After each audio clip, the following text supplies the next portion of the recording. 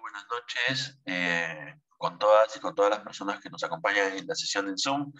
Agradezco a los amigos de Udéapolis por la invitación, en especial a Reader. Y bueno, voy a hacer una presentación. Entiendo que tengo 2 horas, ¿no? Entonces voy a desarrollar un poco los puntos base de, bueno, de lo que ahora se llama el nuevo Código Procesal Constitucional que está en autógrafa. Pero voy a empezar con algunas ideas teóricas y luego voy a ir aterrizando a las distintas modificaciones y señalando algunos puntos críticos quizás, y por ahí también algunas cosas de corte positivo, ¿no? Voy a compartir un PPT sobre la reforma del Código Procesal Constitucional, ¿no? Lo primero que voy a ver de perspectiva teórica y que quiero compartir con todas y con todos es que en materia de derecho procesal constitucional como disciplina académica, el Perú es un referente latinoamericano. O sea, nosotros tenemos una teoría, una doctrina procesal constitucional muy desarrollada, producto de dos factores confluentes, ¿no? Por un lado, desde luego, hay referentes académicos como Domingo García Belaúnde, que fue el primero que postulaba la idea de un derecho procesal constitucional, ¿no? Pero también hay otros, como por ejemplo Alberto Boreo Odría, que fue, digamos, uno de los impulsores de la incorporación del proceso de amparo en el Perú, allá por los años 70, fines de los 70, y que finalmente se recoge en la Constitución de 1979. Luego, en materia de amparo, tenemos a uno de los mejores especialistas en el rubro, como es Samuel Abad, y la presencia también de un procesalista como Juan Monroy permitió que, siguiendo un poco la línea de lo que planteaba en ese momento Domingo García Belaúnde, se hablara, ¿no?, de un código procesal constitucional.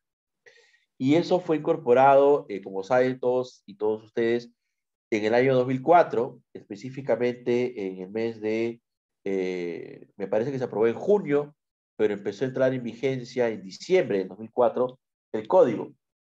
Pero el código como tal es una norma que reemplaza una previa, que es la ley 23.506, aprobada en 1982, y que regula las llamadas en ese momento, aunque hasta ahora se llaman así, acciones de garantía constitucional, ¿no?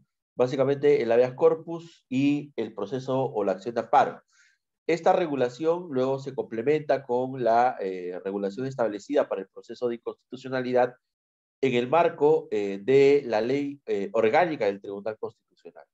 Además de ello, teníamos la acción popular a cargo del PJ, y que con la Constitución del 93 se empieza a dar una legislación dispersa porque se mantiene vigente la ley 3.506 de habeas corpus y amparo. Se reemplaza el Tribunal de Garantías Constitucionales por el Tribunal Constitucional, y la regulación específica de la acción de constitucionalidad se recoge en la ley orgánica del Tribunal Constitucional, en donde además, dado que la Constitución del 93 incorpora el conflicto de competencias, se incorporan disposiciones en la ley orgánica del TC sobre el proceso de conflicto de competencias, ¿no? Y se mantiene la regulación de la acción popular en el marco de la ley orgánica del Poder Judicial, ¿no? Y además de ello, se da una ley especial para la regulación de la acción de habeas data y de la acción de cumplimiento. Entonces, como ven, más o menos en la década del 90 teníamos una legislación procesal constitucional más o menos dispersa.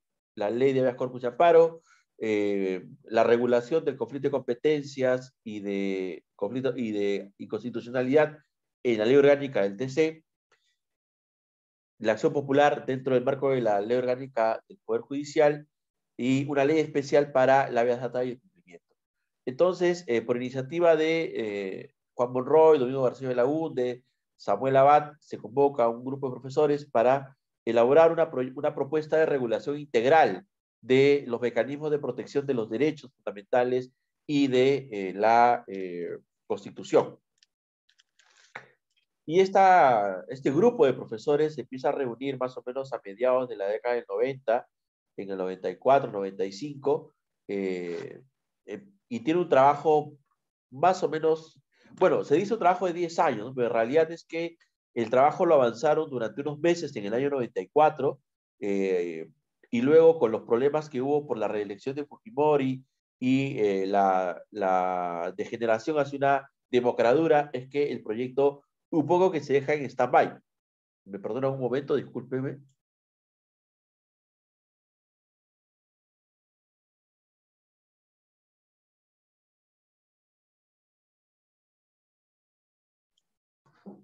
Se deja un poco en stand-by y se retoma cuando inicia el gobierno de transición. Se empiezan a reunir nuevamente y finalmente en el 2003 publican bajo la forma de libro, con el sello editorial Panista, un anteproyecto de Código Procesal Constitucional. Este anteproyecto se difunde, hay foros, no hay algunos congresos de la Asociación Peruana de Derecho Constitucional en donde se empieza a hacer difusión del mismo, se recogen algunos aportes, algunas críticas, desde luego también, ¿no? Y luego este anteproyecto y algunas modificaciones que se van dando en el camino terminan siendo recogidas por una comisión multipartidaria en el Congreso a inicios del 2004 y pasa todo el proceso de deliberación legislativa. Y finalmente se termina aprobando en junio, ¿no? Entonces, les comento, este es un poco lo que da origen al Código Procesal Constitucional, y entonces aquí tenemos una de las primeras variantes o elementos que yo le decía de que tenemos en el Perú una doctrina, una teoría procesal constitucional bastante desarrollada, ¿no? Tenemos un Código Procesal Constitucional.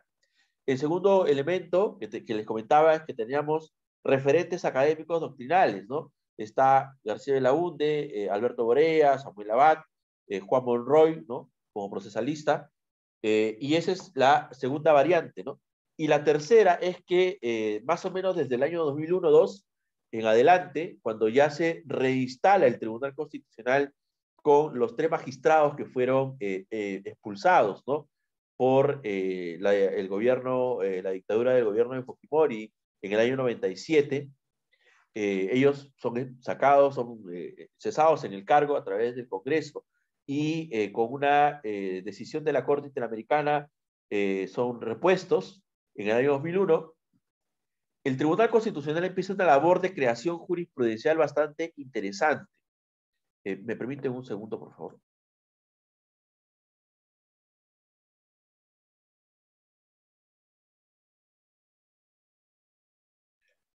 Discúlpeme, estoy con un proceso gripal. Bueno, el Tribunal Constitucional empieza una labor procesal de creación jurisprudencial bastante interesante, les decía, ¿no? Y aquí hay que tener presente que este Tribunal Constitucional reinstalado se nutre mucho de la experiencia italiana y española.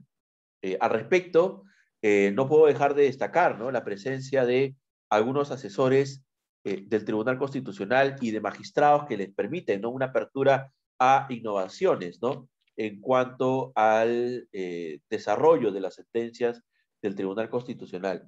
Para ello, yo les invito, ¿no?, si ustedes tienen un espacio de tiempo en sus ratos libres, pueden hacer una confrontación entre una sentencia de la década del 90 y una sentencia más o menos del año 2002-2003. Si ustedes revisan las sentencias de la década del 90, son muy parecidas, muy similares a las de la Corte Suprema. En cambio, la del 2001, 2, 3 varía en cuanto al estilo para hacerlo más asequible a cualquier persona, ¿no? Si ustedes revisan, y esto como una nota a pie de página, ¿no? Si ustedes revisan la sentencia de la década del 96, 97, 98 del Tribunal Constitucional, se van a encontrar que utiliza mucho el lenguaje formalista de la Corte Suprema, ¿no? En cambio, en la jurisprudencia posterior al 2001, el lenguaje cambia, es más sencillo, más llano, y también un poco más riguroso en términos técnicos constitucionales. Muy bien, y no puedo dejar de destacar lo siguiente que les decía, ¿no? El tribunal, los magistrados permiten que sus jóvenes asesores puedan, ¿no?, incorporar figuras, categorías propias del trabajo del Tribunal Constitucional, de la Corte Constitucional Italiana y especialmente del Tribunal Constitucional Español. Por ejemplo, en este caso de las sentencias interpretativas, ¿no? Emblemática del caso de la legislación antiterrorista, ahí tiene un papel destacado Edgar Carpio, ¿no? Quien conocía y leía, y bueno, lee, habla italiano, y conocía de textos y doctrina italiana, y trabaja pues el tema de las sentencias interpretativas, ¿no? Por otro lado también está, qué duda cabe, Luis Sáenz, ¿no? Roger Rodríguez, que conocía la doctrina española, ¿no? Sobre todo Luis Sáenz es el que introduce, ¿no? Las citas, creo yo, de Jesús González Pérez y Chamorro Bernal sobre la tutela jurisdiccional efectiva, ¿no? Y todo el desarrollo sobre el debido proceso en la jurisprudencia del TC se basa precisamente en ambos autores y en la prolífica jurisprudencia del Tribunal Constitucional Español sobre la tutela judicial efectiva, ¿no? Entonces, ¿a dónde quiero llegar? Tenemos una teoría procesal constitucional que se nutre de tres, digamos, vertientes, ¿no? Por un lado, académicos, por otro lado, un código procesal constitucional y, en tercer lugar, una jurisprudencia constitucional por parte del Supremo Intérprete de la Constitución muy rica, novedosa para la época, ¿no? Y que teniendo como referencia el código y ya estando integrando el Tribunal Constitucional, el magistrado, bueno, ex magistrado y también ex presidente César Landa, empieza un desarrollo de categorías procesales constitucionales, ¿no? Para esto, habría que señalar que la propia jurisprudencia constitucional antes del Código se reconocen, por ejemplo, principios como el de la suplencia deficiente, la suplencia de la queja deficiente en el marco del proceso de amparo, el principio de informalismo en materia de habeas corpus, eh, eh, el principio de dirección judicial, ¿no? E impulso de oficio en el marco de los procesos constitucionales, el principio pro actione para favorecer la admisibilidad y procedencia de la demanda antes que el rechazo por cuestiones formales. Entonces, todo esto, toda esta jurisprudencia previa al código, se termina recogiendo en algunas disposiciones del código, especialmente en los principios, ¿no? Que son propios del derecho procesal, pero que recogen, se nutren de la práctica jurisprudencial del propio TC.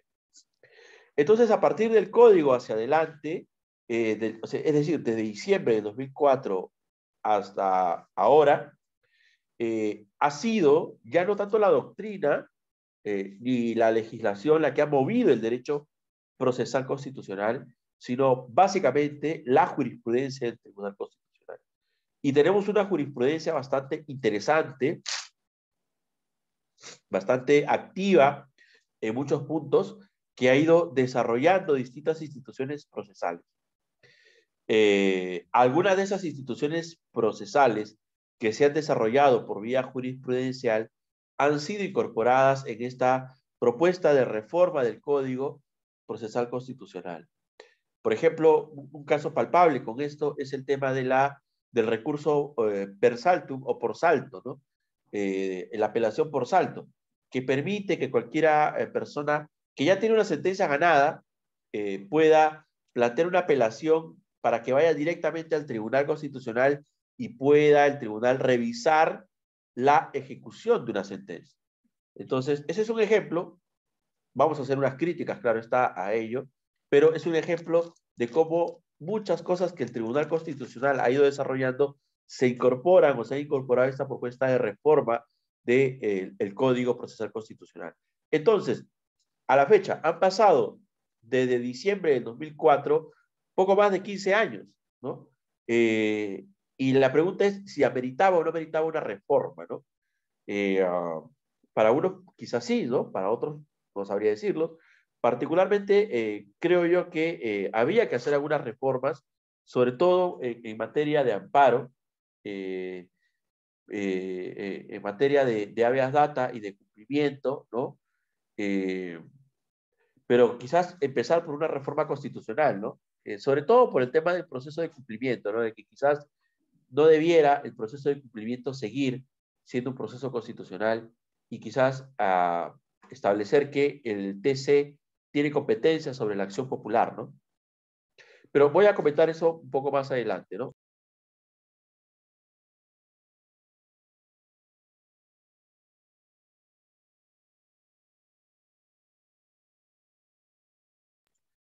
Bueno, entonces tenemos, ¿no? Un cuerpo de fuentes producidas dentro del Perú que son referentes, ¿no? Para efectos del estudio de instituciones comparadas. Eh, Les decía, ¿es conveniente o no es conveniente una reforma? Yo creo que sí, había unas cosas que podrían reformarse o podrían haberse reformado, quizás podrían haberse hecho de una manera distinta a como finalmente se está haciendo, pero es lo que tenemos y sobre esto es lo que vamos a tratar.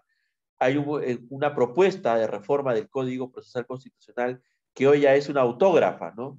De nuevo Código Procesal Constitucional que trata de perfeccionar algunos de los institutos que ya estaban en el Código. Evidentemente, esta reforma no puede ir o incidir en el diseño de los procesos constitucionales tal cual están en la Constitución, solamente va a incidir en los aspectos legales, ¿no? En las reglas procesales, por decirlo de una manera un poco más técnica, ¿no?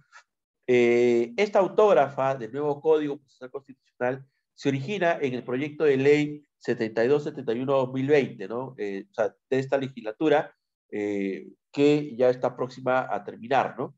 Eh, ¿Cómo es que se gesta esta propuesta, ¿no? Aquí yo tengo que destacar el impulso, ¿no? La presencia del congresista Carlos Mejía y Luis Roel, ¿no?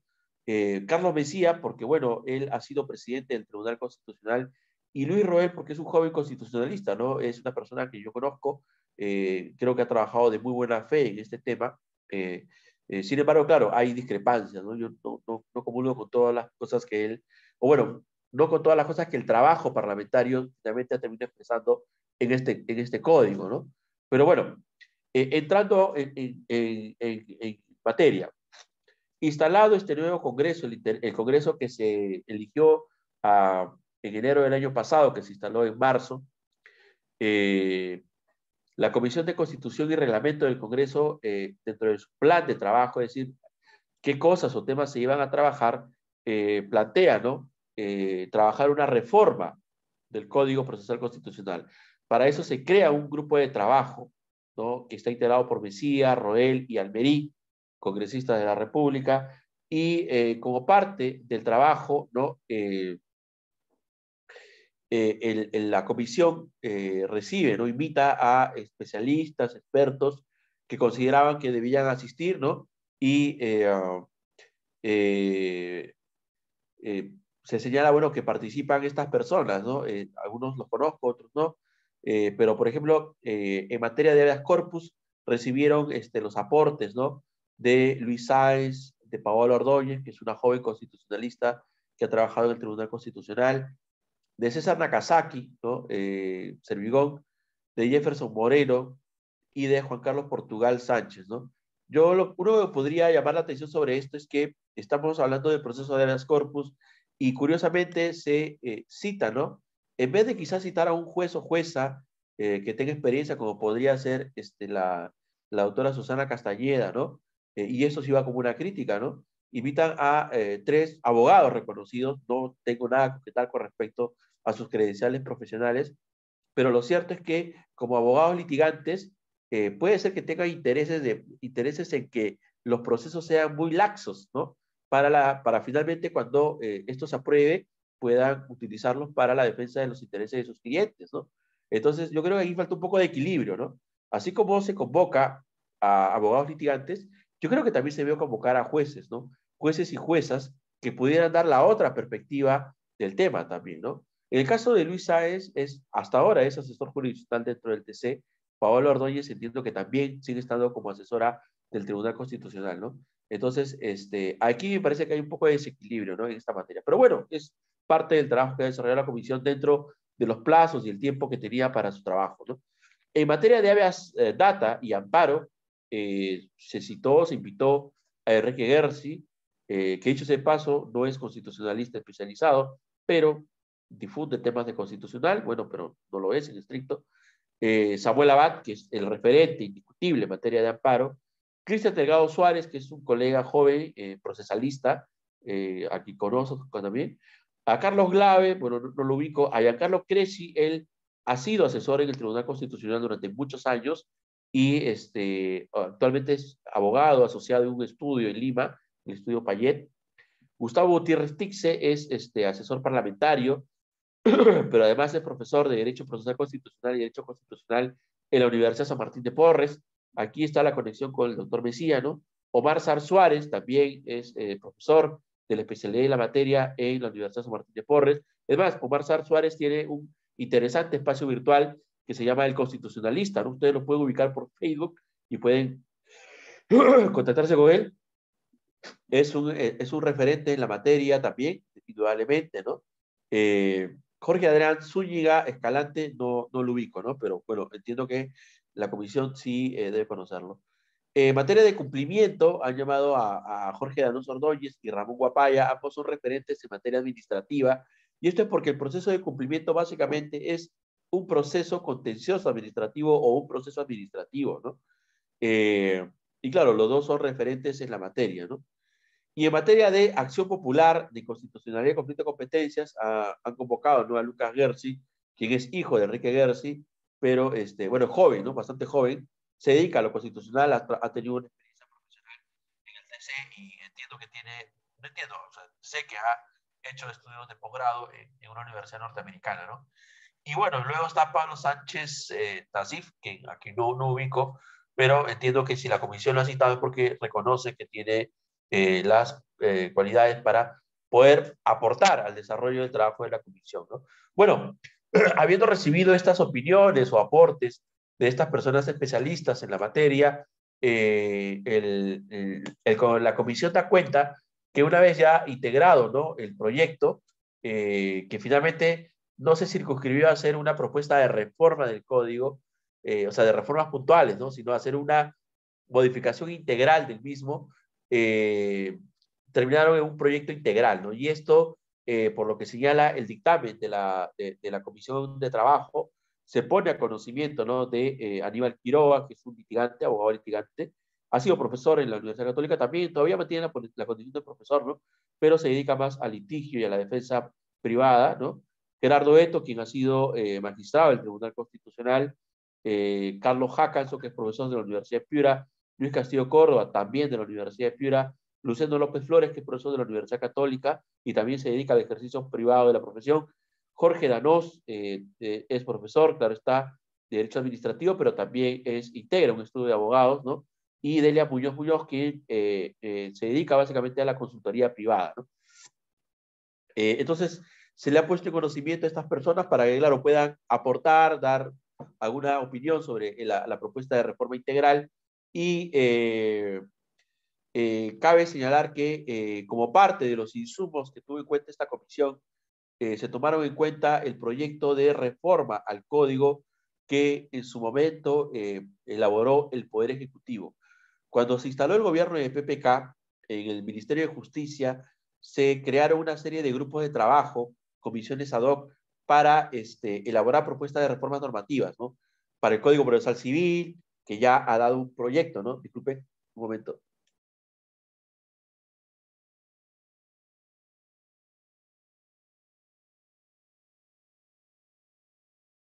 Para el Código Procesal Civil haya dado un proyecto que está ahorita discutiéndose, ¿no?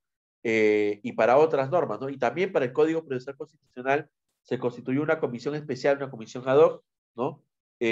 Durante la gestión de la ministra Marisol Perestello, y esa comisión estuvo integrada por Domingo García Belaúnde, quien la presidía, Juan Carlos Morón Urbina, José Palomino Manchego, Nelson Ramírez Jiménez, Aníbal Quiroga León, Gerardo Eto y Arsenio Oreguardia, ¿no?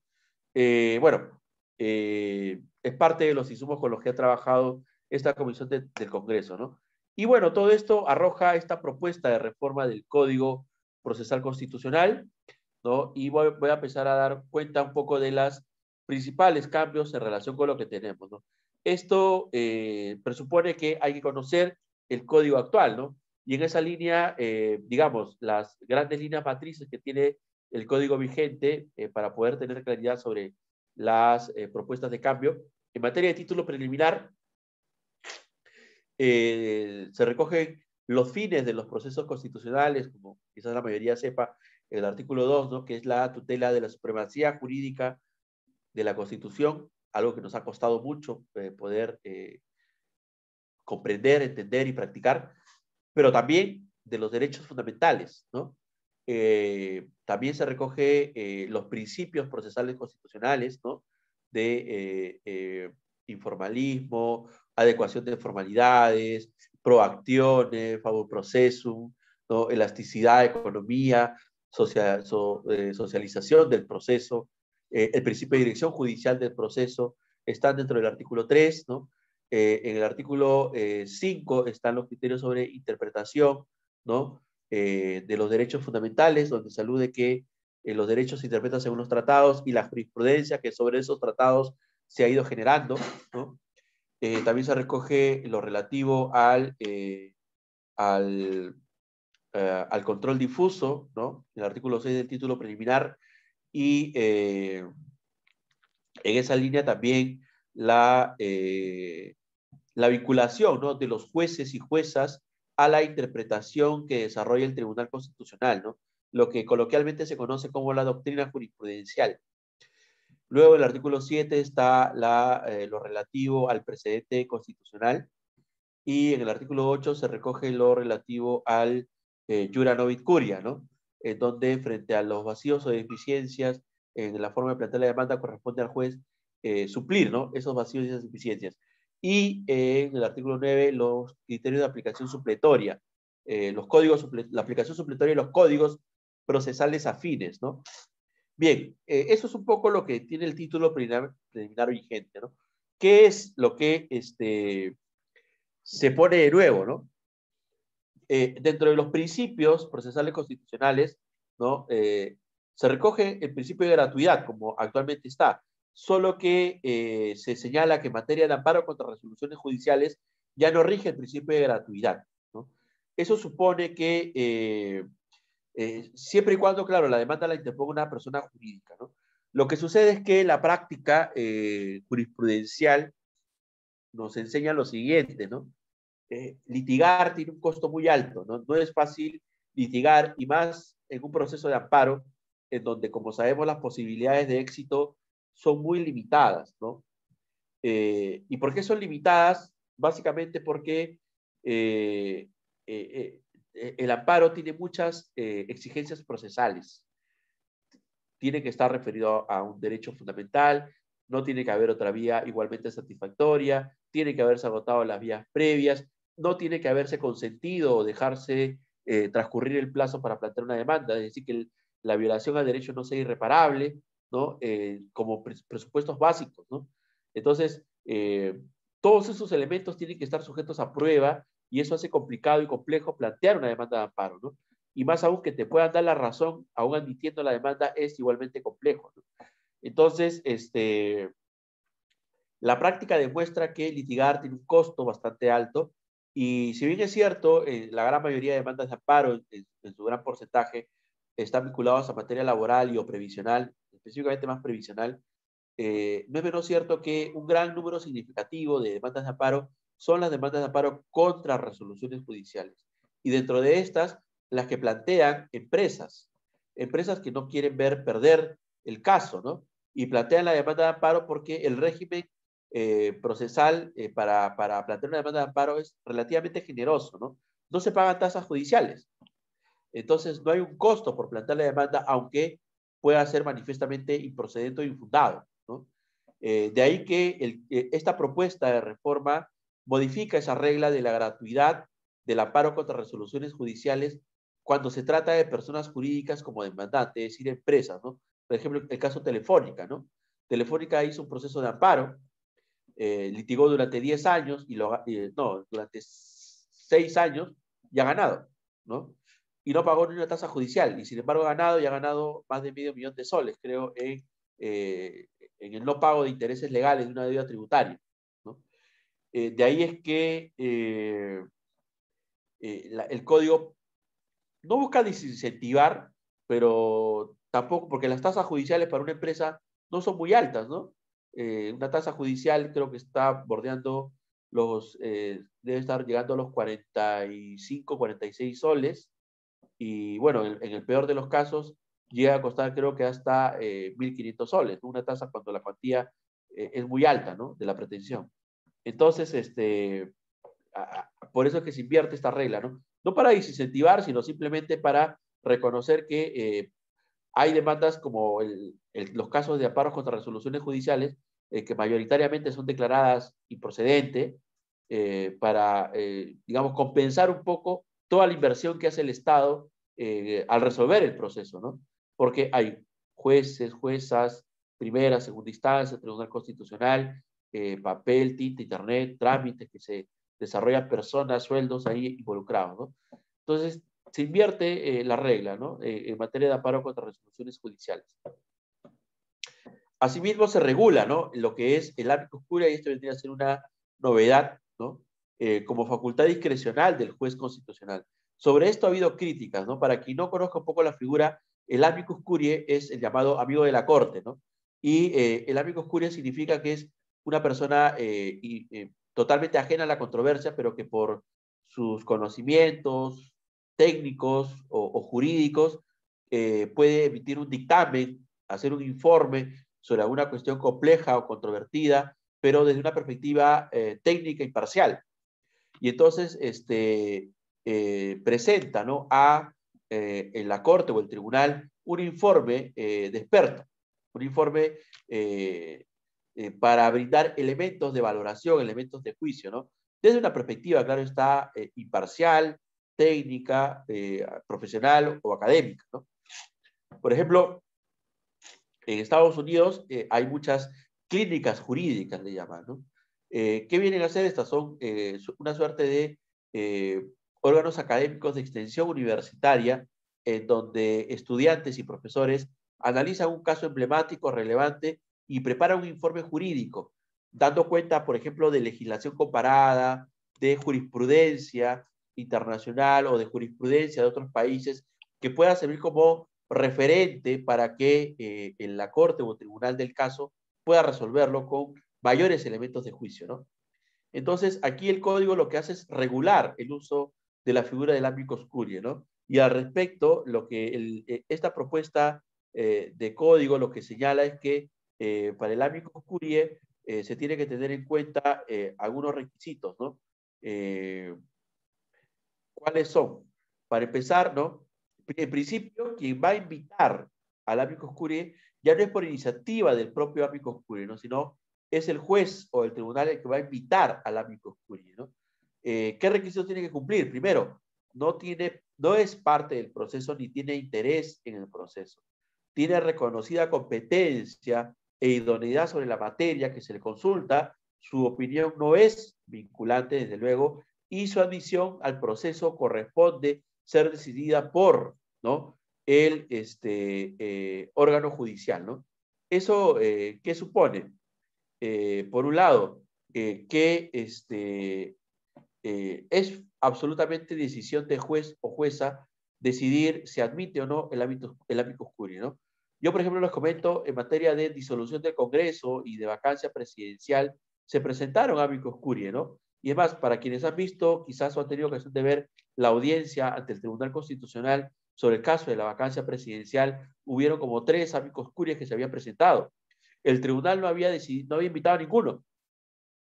Los 3 fueron iniciativa propia, uno de un grupo de profesores de la Universidad Católica, al que tengo el honor de integrar, y también firmé ese amicus curiae. Otro amigo fue presentado por el doctor Natalia Primo como especialista profesional, y hubo un amicus curiae adicional de la Clínica de Personas con Discapacidad de la Universidad Católica. Entonces, los amicus curiae presentamos, ¿no? Y los 3 fueron admitidos. La Corte, el Tribunal Constitucional, escuchó a los 3 amicus curiae, ¿no? Sin embargo, esta regulación del código, lo que parece señalarnos es que va a ser una facultad discrecional del tribunal, el primero invitar, ¿no?, y luego decidir si admite o no admite a un amicus, ¿no?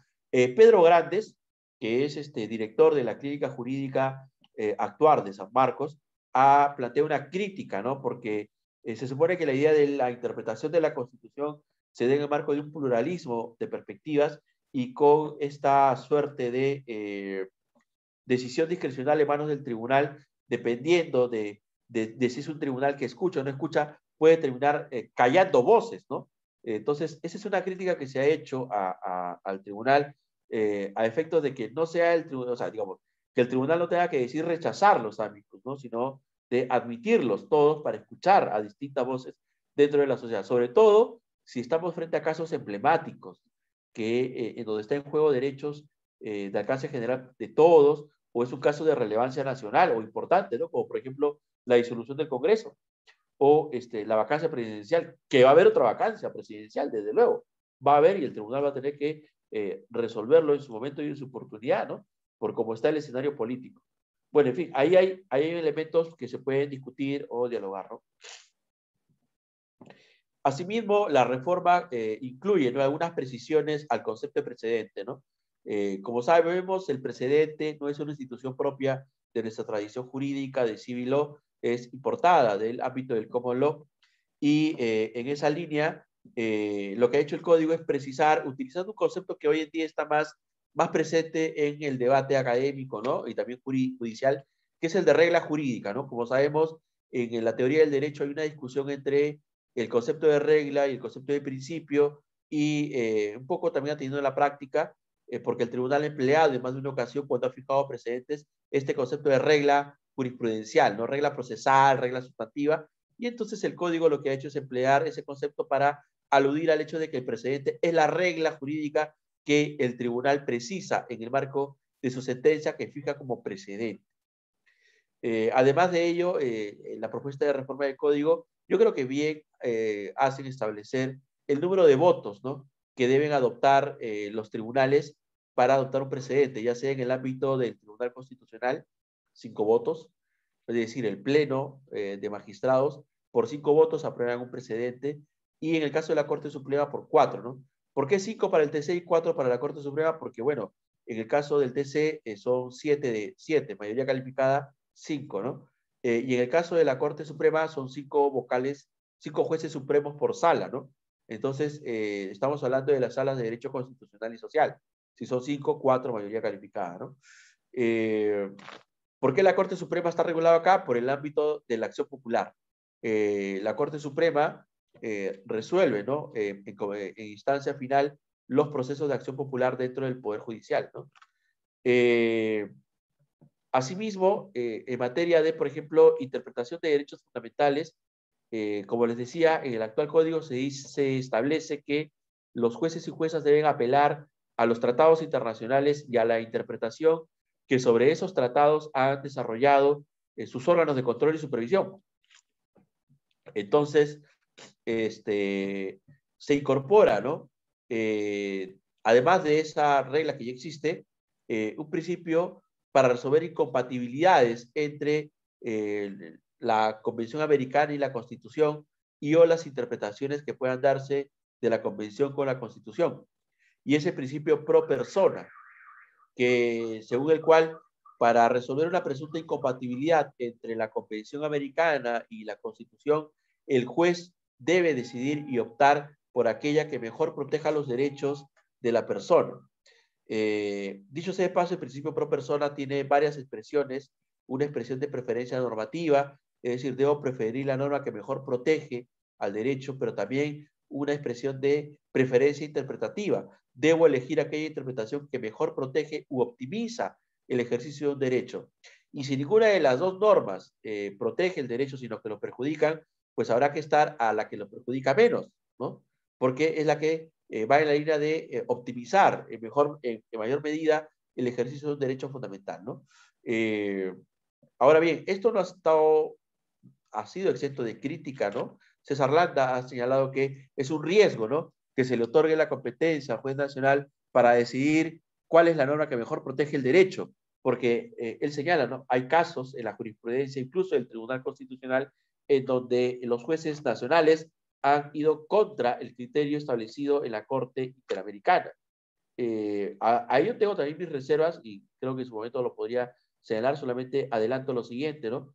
Yo creo que el hecho de que sea el juez nacional el que decida, ¿no?, cuál es la mejor norma que interprete el derecho, no niega que eventualmente el caso pueda llegar al sistema interamericano y donde sea finalmente revisado en una última ocasión por la Corte Interamericana, ¿no? El hecho de que el juez nacional pueda decidir cuál es la norma que mejor favorece la tutela del derecho no niega esa posibilidad, y entonces la Corte Interamericana o la Comisión Interamericana podrían eventualmente corregir el criterio del juez nacional, ¿no? Y finalmente se regula, ¿no?, la supletoriedad de la jurisprudencia del TCE y de la jurisprudencia de la Corte en caso de vacío de deficiencias de las reglas de los códigos, del Código Procesal Constitucional, ¿no? Y también, ¿no?, la aplicación de de los códigos procesales afines. Ahí no hay mayor diferencias en relación con lo que actualmente contempla el título preliminar, ¿no?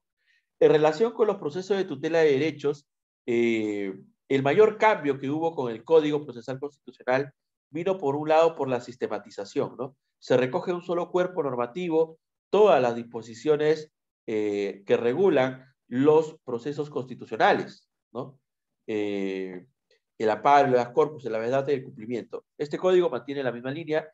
Ya le decía yo, en términos generales, creería yo que el proceso de cumplimiento debería desaparecer como proceso constitucional, pero eso no se puede hacer a través del código, ¿no? Se requiere una reforma constitucional, por un lado. Por otro lado, quizás el habeas data debería reconducirse al proceso de amparo, o de repente eliminar el nombre de habeas data y llamarlo un amparo especializado para la protección de derechos de comunicación, información, ¿no? O de protección de datos personales y de acceso a información pública, pero no se va a hacer, ¿no? La data, creo que con el paso de los años ha ganado su carta de ciudadanía entre nosotros y se va a mantener como un proceso constitucional autónomo, ¿no? Que tiene sus propias particularidades hoy en día, como ustedes saben, porque cuando se pensó en el habeas data, se hablaba pues de bases de datos súper antiguas, no estamos hablando de la década del 90, ¿no? Hoy en día el habeas data está desbordado por el Internet y todos los retos y desafíos que tiene ¿no? El Internet, las redes sociales, ¿no? La compartición de información transfronteriza. Entonces, el habeas data debe contar con algunas herramientas procesales muy específicas para hacer frente a esos retos y desafíos, especialmente si tenemos en cuenta que la protección de los datos personales es hoy día un campo de batalla muy fuerte entre las potencias mundiales y las grandes empresas transnacionales vinculadas con el manejo de la información, ¿no? Google, Facebook y otras, ¿no? Bien, entonces, específicamente, si hablamos de habeas corpus, el mayor avance del Código Procesal Constitucional fue sistematizar los tipos de habeas corpus dentro de un solo cuerpo normativo. Se recogía el habeas corpus contra resoluciones judiciales, el habeas corpus en caso de desaparición forzada, el habeas corpus en caso de detención arbitraria y el habeas corpus para otros supuestos de privación o restricción de la libertad. Eso se mantiene hasta ahora, ¿no? En materia de amparo, el mayor cambio fue el tránsito de un modelo de amparo alternativo en el cual el demandante podía optar por el amparo u otro proceso ordinario hacia un modelo de amparo subsidiario o residual, ¿no? Según la cual al amparo solo podía acudirse si es que no había una vía ordinaria igualmente satisfactoria. Al 2004 y 2005, cuando se implementa el código, evidentemente en materia de diseño legislativo, el proceso de amparo seguía siendo el proceso mucho más tutelar, mucho más efectivo para proteger los derechos fundamentales de la persona. Hoy en día, 15 años después, ya no lo es así, ¿no? Al menos en materia laboral y en materia previsional. En materia laboral, como sabemos, el proceso laboral se ha modernizado. Hoy es un proceso laboral regido por el principio de oralidad, se resuelve de una manera mucho más rápida, mucho más célere, hay actuación probatoria y hay un pleno, ¿no?, del año 2012 que establece que en materia de reposición frente al despido incausado y fraudulento, es el proceso abreviado el que se puede emplear, ¿no? Entonces, el proceso abreviado hoy en día yo creo que es la vía igualmente satisfactoria para la tutela del derecho en relación con el amparo cuando se trata de derechos laborales fundamentales, ¿no? Como la protección frente al despido arbitrario o cualquier otro derecho fundamental al trabajo laboral, ¿no? Como la libertad sindical o la remuneración u otro, ¿no? Pero de carácter fundamental. Y en el caso del derecho a la pensión, sabemos que el precedente estrella en esta materia es el caso Anicama, ¿no? En donde se estableció que en el marco de un proceso de amparo se podía pedir tutela cuando se trataba de casos vinculados con el acceso a una pensión, la pensión mínima o la privación arbitraria del derecho a la pensión. Y reconduciendo esto, ¿no? En materia de acceso a la pensión, al menos, el proceso contencioso administrativo contempla, ¿no? Aunque ya no sé si estará vigente, pero en un momento incorporó el proceso contencioso urgente, pensado específicamente para proteger el acceso a la pensión. Y entonces el diseño legal del proceso contencioso urgente es mucho más célere, al menos en el papel, que el proceso de amparo, mucho más beneficioso para el pensionista. Entonces, yo pensaría que ese proceso contencioso administrativo es la vía igualmente satisfactoria para la tutela del derecho a la pensión en detrimento del amparo, ¿no? Pero bueno, estos son, digamos, los principales cambios que se dieron con el Código Procesal Constitucional a propósito del amparo y el habeas corpus, ¿no? ¿Qué es lo que nos trae esta nueva legislación, ¿no? Este nuevo Código Procesal? Primero, que se elimine el rechazo liminar de las demandas, ¿no? Una característica de los procesos constitucionales es que uno tiene que acreditar dos presupuestos para plantear una demanda, ¿no? Que hay un derecho afectado y que hay un acto lesivo. Si alguna de estas cosas falla y no se puede advertir con la presentación de la demanda, o si se incurre en una de las causales de improcedencia, el artículo 5, el juez puede declarar la improcedencia liminar o de entrada del proceso, ¿no? Esto en virtud de lo que establece el artículo 47 del Código Procesal Constitucional actualmente vigente. Pero esta propuesta de reforma elimina el rechazo liminar, es decir, obliga a jueces y juezas a admitir a trámite las demandas, así sean manifiestamente infundadas. Tienen que admitirlas a trámite. Con lo cual, claro, se presenta la demanda, se corre traslado al demandado, con contestación o sin contestación, se tiene que programar audiencia, ¿no? Y la programación de la audiencia es obligatoria en todos los casos porque precisamente el código introduce la oralidad en los procesos constitucionales, ¿no? Así el artículo 12, ¿no? Del código, voy a leerlo, o mejor lo voy a compartir para que todas y todos podamos verlo. Tengo aquí el texto de la autógrafa del código. Voy a compartir, voy a leer el artículo 12 para poder ir en sintonía, ¿no? Miren, el artículo 12 es un artículo más o menos extenso, pero voy a leerlo, ¿ya? Tramitación de los procesos constitucionales. Este es un trámite uniforme para todos los procesos constitucionales, lo cual es bueno, un solo trámite. En los procesos de amparo, data y cumplimiento interpuesta la demanda por el agraviado, el juez señala fecha y hora para la audiencia única que tendrá lugar en un plazo máximo de 30 días hábiles. Eso quizás sea lo problemático, ¿no? 30 días hábiles. Pero bueno, al mismo tiempo emplaza al demandado para que conteste la demanda en el plazo de 10 días hábiles. En el escrito de contestación de demanda, el emplazado acompaña sus medios probatorios y contradice los presentados por el demandante. Asimismo, deduce las excepciones oportunamente, las que considere oportunas, ¿no? El juez pone en conocimiento del demandante el escrito de contestación a su demanda para que la audiencia única alegue lo que quiere oportuno. O sea, ya no hay réplica escrita, todo es oral, ¿no? Entre esta notificación y el día de los alegatos debe mediar por lo menos 10 días, calendario.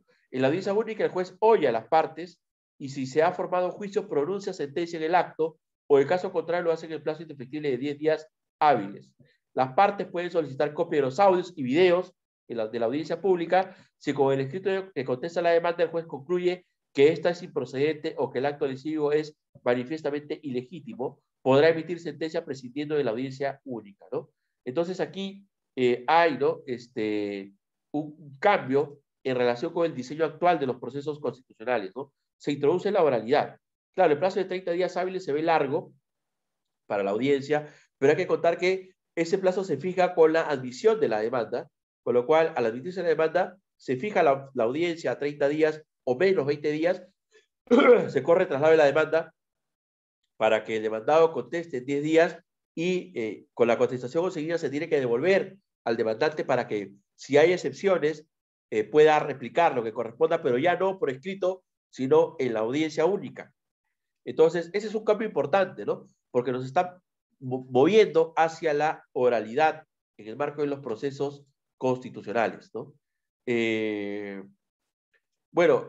Asimismo, se establece que los medios probatorios solamente deben ser interpuestos, pero no hay obligación de fundamentarlos, ¿no? Esto es un cambio en relación con la teoría de la impugnación contemporánea, donde se tiene que fundamentar el agravio, ¿no? ¿Y esto por qué? Porque en el marco de la oralidad se entiende que el demandado o el demandante que pierde plantea su apelación, ¿no? O su recurso de agravio constitucional, porque eso también rige para el agravio constitucional, y lo que tienen que hacer es, en la fecha que se fija para la vista de la causa, en la instancia superior o en la sede del Tribunal Constitucional, el apelante tiene que fundamentar su recurso de apelación de forma oral, ¿no? Esto aparentemente podría no ser beneficioso, ¿no? Pero lo es en tanto y en cuanto tiene el acento en la celeridad del proceso, porque en tanto sea oral puede avanzar más rápido. El problema está en la congestión, ¿no? El código está pensado, en esta parte, está diseñado para favorecer al litigante, pero lo que no se tiene en cuenta quizás es que no se trata solo de un litigante, sino de miles de litigantes. Y entonces el problema, no tanto en el PJ, pero sí en el TC, va a ser la saturación de causas, ¿no? Porque si se supone que se tiene que oír a todos, no se va a evaluar la procedencia del recurso, sino que se va a oír en audiencia. Y entonces, imagínense cómo se va a hacer con la programación de audiencias eh, dentro del Tribunal Constitucional cuando tenga 3.000 o 4.000 causas que ingresan por mes. Los 30 días no van a ser suficientes para resolver las 3.000 o 4.000 causas que ingresan en el mes, ¿no? Bueno, estoy exagerando, quizás ingresan 1.000, ¿no? Pero aún así, 30 días no son suficientes para atender 1.000 causas, ¿no? De amparo, habeas corpus, habeas data y cumplimiento. En fin, ese es un tema que ya veremos cómo se va resolviendo en términos prácticos, ¿no? Ya les decía, se incorpora el recurso de apelación per saltum o por salto al TC, que en realidad es una propuesta del magistrado Mesía y que él la había implementado a través de la jurisprudencia del Tribunal Constitucional, ¿no?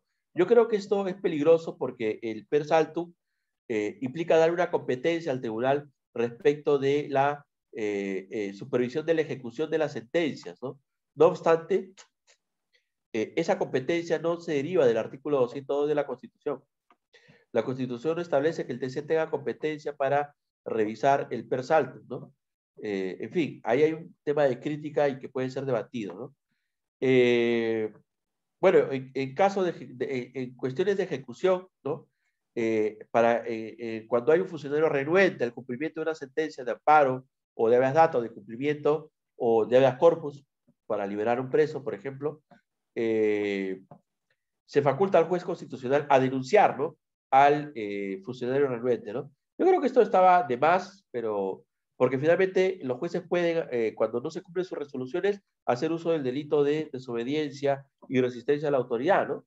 Pero bueno, el legislador ha previsto que vaya esta facultad, así que ahí está, ¿no? En materia de tutela se regulan las características del habeas corpus en el artículo 32.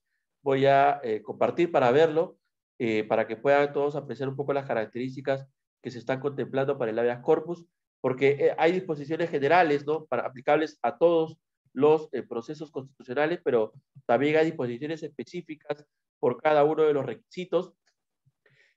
Una cosa que me gustaría llamar la atención es que hay una buena sistematización de los medios impugnatorios en el marco de los procesos constitucionales, ¿no? Para estos efectos. A ver, ¿cuáles son las características del habeas corpus, ¿no? Informalidad.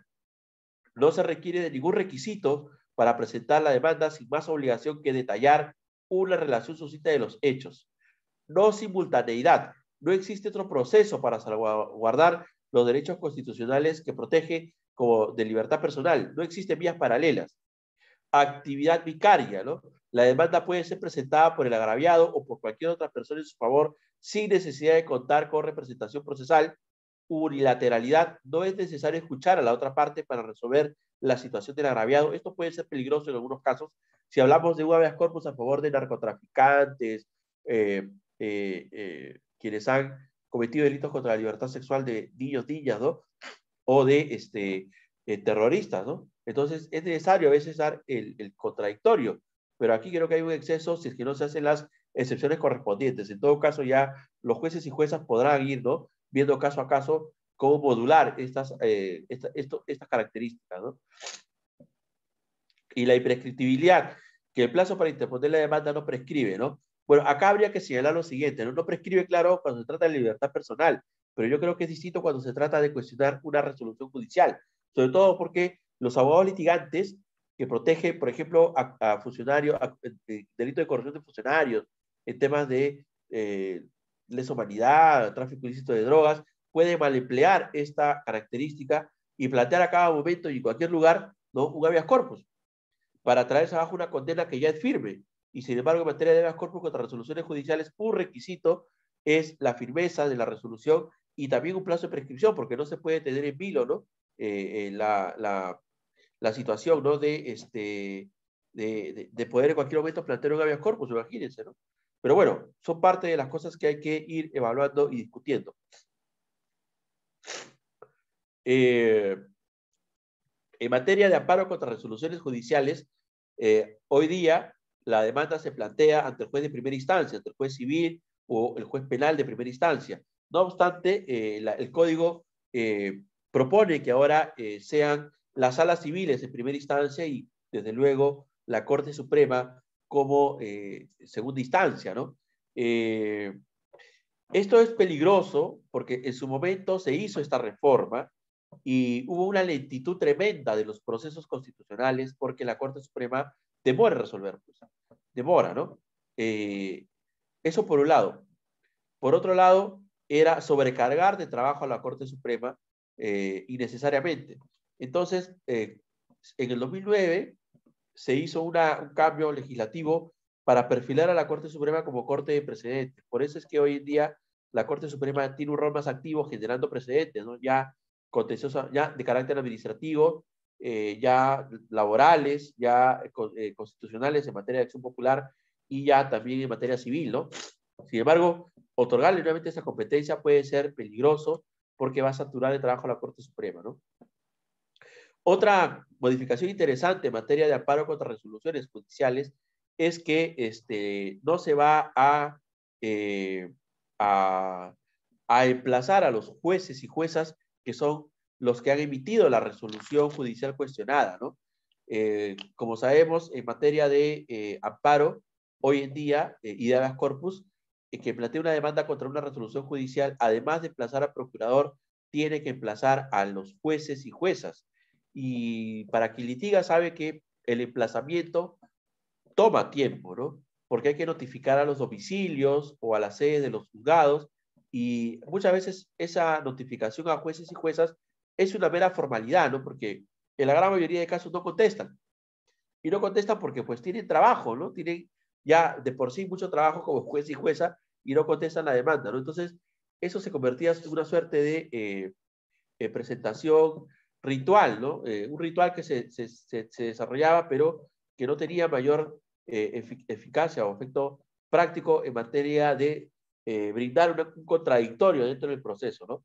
De ahí que creo que correctamente en esto sí el código parte de entender que el amparo contra resoluciones judiciales no busca cuestionar en estricto a la persona, ¿no? A quien ha sido juez o jueza, sino al Poder Judicial como institución. Y es por eso que es correcto, creo yo, que solamente se emplace, ¿no?, al procurador público a cargo de los asuntos judiciales del PJ, ¿no? Más aún, si es que lo que en realidad se cuestiona en el marco de un amparo contra resoluciones judiciales, habitualmente en el 99.9% de las demandas es la motivación, ¿no? Y debido a eso, en el 99.8% de las demandas son declaradas improcedentes, ¿no? ¿Por qué? Porque cuando se revisan las sentencias, no advierten los jueces constitucionales, especialmente el Tribunal Constitucional, defectos o fallas en la motivación, ¿no? Un cambio también que está en novedad con el código es que, bueno, producto del desarrollo jurisprudencial que se ha ido presentando, se van incorporando nuevos derechos, ¿no? Por ejemplo, el derecho a la verdad en materia de habeas corpus, no ser discriminado por características genéticas o el agua potable en materia de amparo, ¿no? El derecho a la verdad en nuestro ordenamiento fue incorporado, ¿no?, por la jurisprudencia del Tribunal Constitucional del caso Villegas Lamuche, ¿no?, a propósito de un caso de desaparición forzada. El derecho al agua potable ha sido ya incorporado tempranamente por la jurisprudencia del tribunal y ahora está reconocido en el artículo 7A de la Constitución, ¿no? Con una reforma constitucional que se hizo el año 2017 por el gobierno, o a iniciativa del gobierno de Kuczynski, ¿no? Asimismo, hay una mayor regulación en materia de data, se ha actualizado la regulación, ¿no? Como saben, en materia de protección de datos personales y en materia de acceso a información pública, hoy en día existe una institucionalidad administrativa, ¿no? Hay un tribunal de transparencia, hay un tribunal de acceso a información pública y hay un tribunal de protección de datos personales que resuelven, una dirección general de protección de datos personales que resuelven procedimientos administrativos para brindar tutela a los derechos de protección de datos personales y de acceso a información pública en la vía administrativa. Con lo cual, claro, el habeas data tiene un poco que dialogar con estos mecanismos, ¿no? Lo que yo rescato es que se mantiene hasta ahora el hecho de que no hay necesidad del agotamiento de toda esta institucionalidad administrativa, ¿no? ¿Por qué? Porque como ustedes saben, hoy en día uno puede plantear una solicitud de acceso a información pública y si pasan 10 días y no me contestan, yo no tengo la necesidad de apelar, ¿no? Sino que puedo irme a un proceso de habeas data. No obstante, claro, a veces ir al habeas data implica seguir un proceso que puede demorar medio año. En cambio, plantear un recurso administrativo puede demorar de resolverse 20 días o 30 días, ¿no? Hábiles. Y entonces, a veces hay que optar, ¿no? Y decidir. Entonces, hay ahí algunas cosas que se mantienen para prefigurar bien al habeas data como un mecanismo efectivo de tutela de los derechos, ¿no? Asimismo, se amplían los supuestos protegidos por la autodeterminación informativa. Esto me parece importante quizás que lo podamos ver, es el artículo 59, ¿no? De este código que se está ya, ¿qué es esto? Es el artículo 59 de este código que se está aprobando.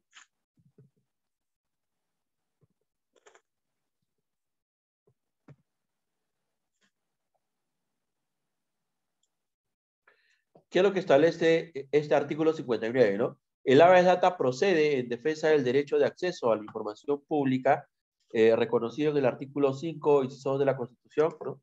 Y también procede en defensa del derecho a la autodeterminación informativa, enunciativamente bajo las siguientes modalidades, ¿no? Reparar agresiones contra la manipulación de datos personalísimos almacenados en bancos de información computarizados o no. A conocer y supervisar la forma en que la información personal viene siendo utilizada. Deme un segundo, por favor.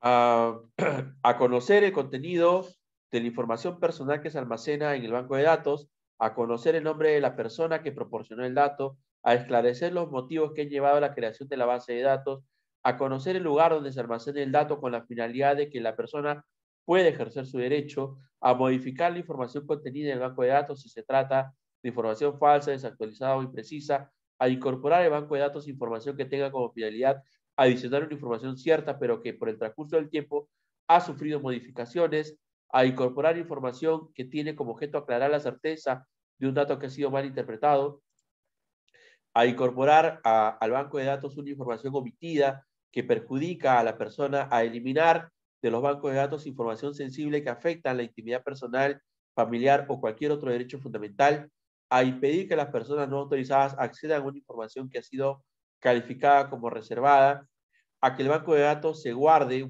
bajo un código que solo pueda ser descifrado por quien está autorizado para hacerlo, a impedir la manipulación o publicación del dato en el marco de un proceso con la finalidad de asegurar la eficacia del derecho a protegerse, a solicitar el control técnico con la finalidad de determinar si el sistema informativo, computarizado o no, garantiza la confidencialidad y las condiciones mínimas de seguridad de los datos y su utilización de acuerdo con la finalidad para la cual han sido almacenados, a impugnar las valoraciones o conclusiones a las que llega el que analiza la información personal almacenada, ¿no?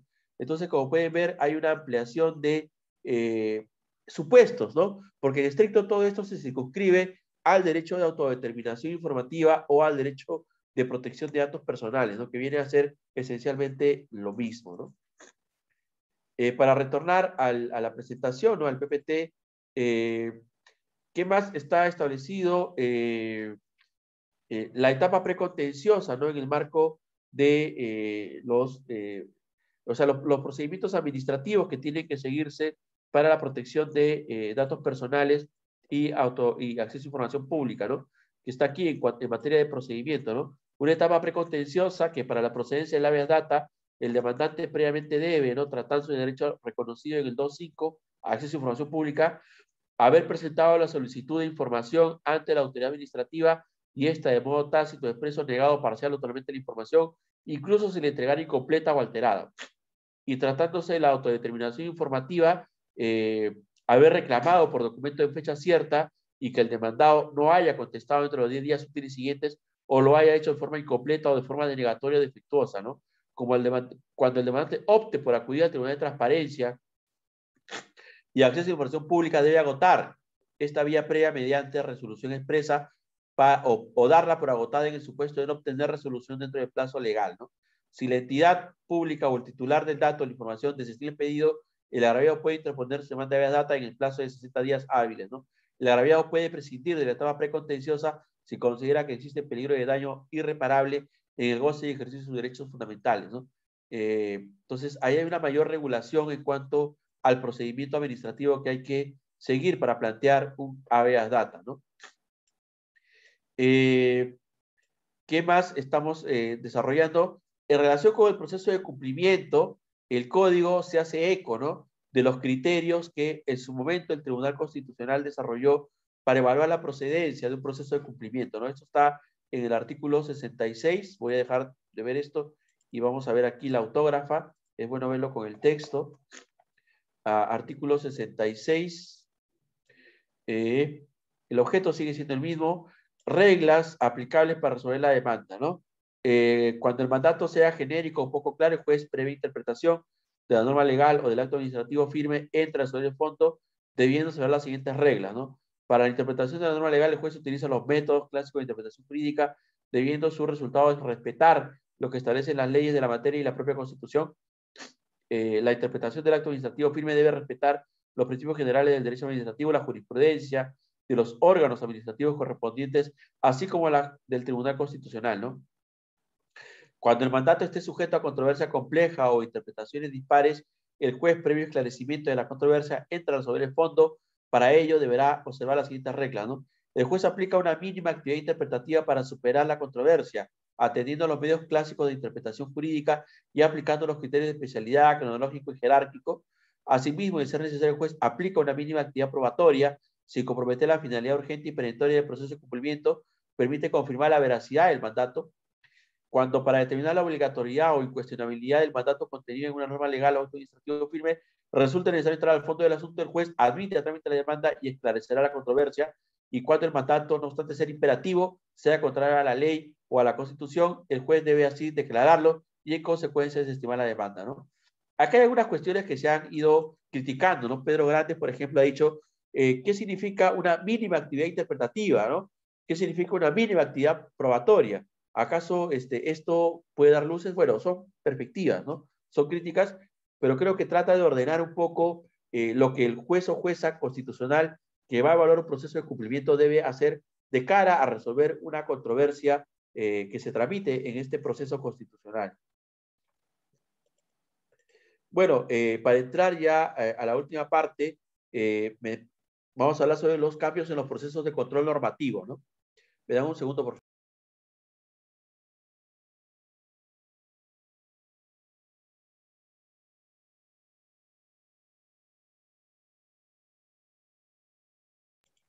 En relación con estos cambios en los procesos de control normativo, se excluyen actos no normativos como objeto de control de la acción popular, ¿no? ¿Por qué? Porque en materia de acción popular, en algún momento se llegó a evaluar la validez de comunicados de entidades públicas, ¿no? Incluso la Corte Suprema llegó a sacar un pleno casatorio, un acuerdo plenario, un acuerdo plenario no, fue un pleno jurisdiccional en donde aceptaba que documentos que no tuvieran la forma de un reglamento, o sea, un articulado, podían ser objeto de una acción popular, ¿no? Acá el código cierra esa posibilidad, ¿no? Me parece incorrecto, pero bueno, es la opción legislativa, ¿no?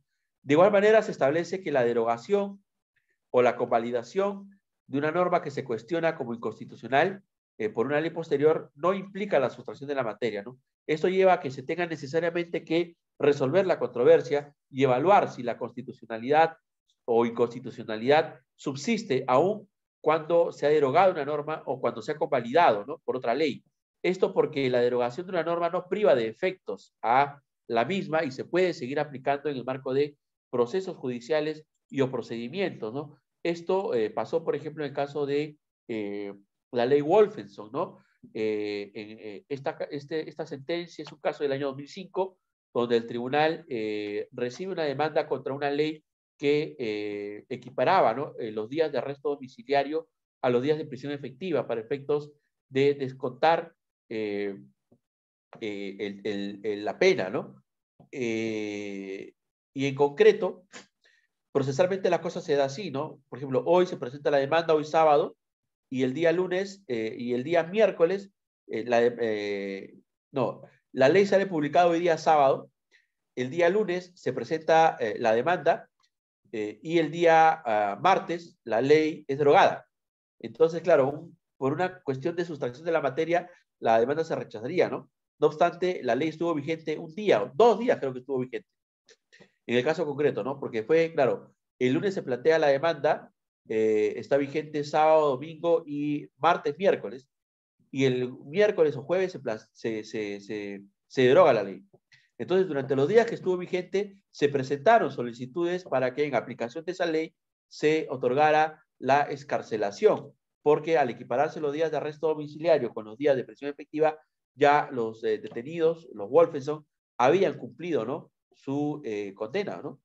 Entonces, hay supuestos en los que sí ha habido, ¿no?, el tribunal ha evaluado la constitucionalidad de leyes derogadas y también la constitucionalidad de leyes convalidadas por otras normas, ¿no? Asimismo, se establece que el proceso de inconstitucionalidad procede contra decretos leyes y leyes de reforma constitucional, ¿no?, que no hayan observado el procedimiento de reforma. Esto vamos a tratarlo por partes, ¿no? En relación con los decretos leyes, eso está bien, ¿no? Porque, por ejemplo, aún hay muchos decretos leyes que siguen estando vigentes, ¿no? Por ejemplo, la 19.990 y la 2530 siguen estando vigentes y por ahí uno que otro que todavía subsiste, ¿no? Y no nos podemos negar a la eventualidad de que podamos caer nuevamente en un gobierno de facto y que se va a legislar por decretos leyes, ¿no? Pero además, es un supuesto que la jurisprudencia del TC ha desarrollado. Si ustedes se recuerdan el caso de la legislación antiterrorista, ahí se evaluaron la constitucionalidad de diversos decretos leyes y lo que se estableció era que los decretos leyes se rigen por la tesis de la continuidad y de la convalidación posterior, ¿no? Es decir, los decretos leyes, cuando cambia un régimen constitucional, siguen aplicándose, pero no, eso no impide que puedan aplicarse,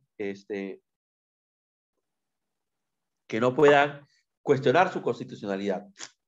No se va a cuestionar por la forma, ¿no?, pero sí por el fondo, por su compatibilidad con los principios y derechos fundamentales, ¿no?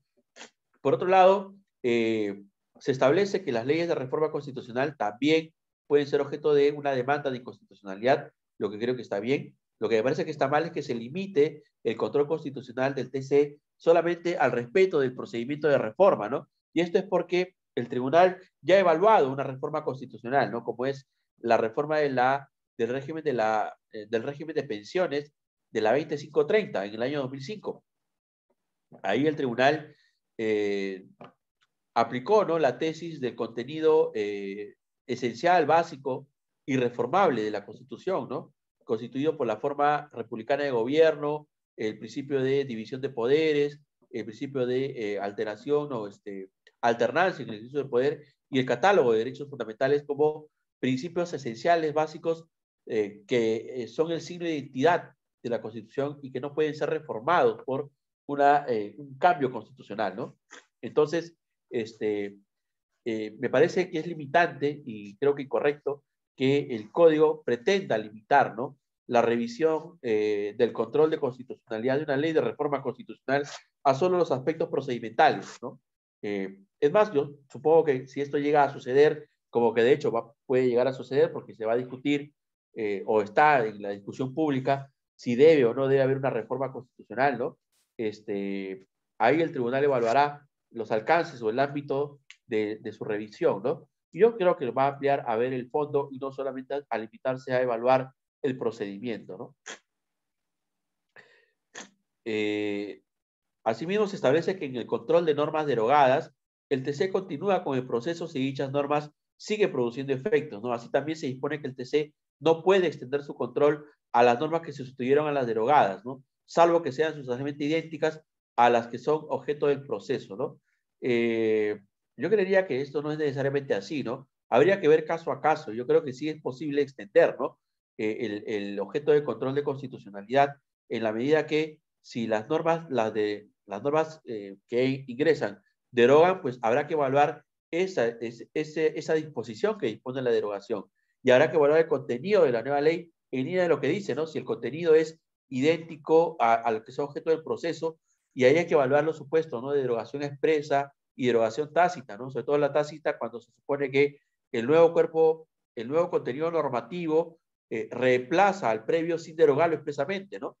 Por un cambio de reglas, criterios, requisitos o qué sé yo, ¿no? Entonces, yo creo que hay que evaluar caso a caso, ¿no? Y va a ser posible que el tribunal evalúe la totalidad de normas que derogan a otras que son objeto de una demanda de inconstitucionalidad. Asimismo, se establece que la demanda de la inadmisibilidad, ¿no? De la demanda de inconstitucionalidad requiere 5 votos, ¿no? Lo que está bien era lo que se establecía o se hacía antes, ¿no? Antes bueno, en realidad tiene una razón de ser que sean 5 votos, que es una mayoría calificada, ¿no? En el sentido de que al interior del propio tribunal se busque el consenso entre los magistrados, ¿no?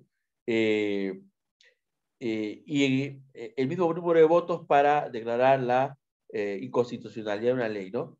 Sin esta mayoría, la demanda se declara imputada, ¿no? Igual número de votos para el conflicto de competencia, lo que también está bien, creo yo. Asimismo, para declarar imputada la demanda y para dictar una cautelar se requieren 5 votos, también igual, ¿no?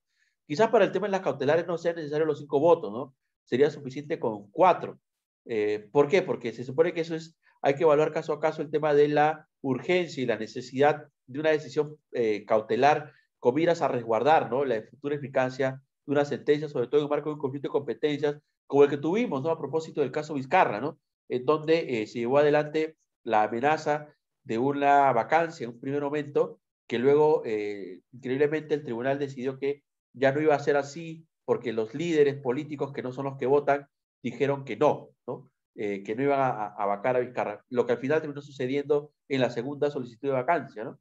En fin, finalmente, una de las cuestiones, ¿no? Que se van señalando es que las decisiones del Pleno del TC son inmodificables y que no cabe ningún proceso contra las sentencias del Tribunal Constitucional, ¿no? Lo cual es bueno porque la práctica del TC ha demostrado que sí hay procesos contra la sentencia del tribunal y en algunos casos el propio tribunal les ha dado cabida, ¿no? Declarando la nulidad de sus propias sentencias, de sus propias resoluciones, lo cual es peligroso, ¿no? Porque abre la puerta a la litigiosidad y eso afecta a la seguridad jurídica y la predictibilidad, ¿no? Que debe tener un órgano como el Tribunal Constitucional. Bien, hay más cosas que tiene esta propuesta de reforma del código, ¿no? Que habrá que tener un tiempo para evaluarlo con mayor calma, ¿no? Antes de que se apruebe y de que entre en vigencia. Entiendo que me comentaron que tenía una disposición transitoria de vacatio sentenciae, ¿no? Eh, eh, no he visto que, bueno, parece que no la tiene porque habla de la aplicación inmediata, pero debiera, ¿no? De tener una vacatio sentenciae, esta sentencia, a efectos de que se difunda, ¿no? Las modificaciones, las principales modificaciones que trae, los principales cambios y generar, ¿no? Un marco de reflexión sobre la misma, ¿no? Yo me quedaría acá y quedo abierto ya, ¿no? A las preguntas, comentarios que tuvieran a bien formularme las personas que nos acompañan en sala, ¿no?